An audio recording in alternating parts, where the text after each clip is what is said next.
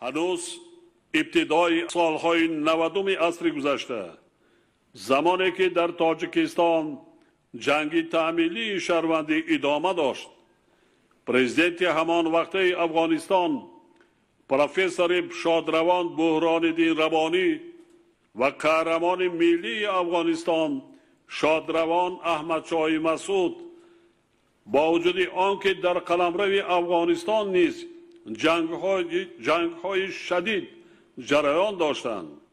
ماه اوگوست سال 1993 در شهر کابل برای برگزاری صلح تاجیکان شرایط مساعد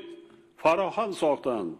و ماه دکمبر سال 1996 در موضع خاص ولایت تخار بار دوم نیز چنین مساعدت برادرانه را انجام دادند. آنها به خاطر صلح در تاجیکستان میانجیگری کردند که در نتیجه این اقدام در روند مذاکرات ما گردش کلی به وقوع آمد و تقدیر صلح تاجیکان اساساً حل گردید. یعنی شخصیت‌های برجسته افغانستان وظیفه و دین برادری و همسایه‌داری خود را در سطح بلند ادا کردند که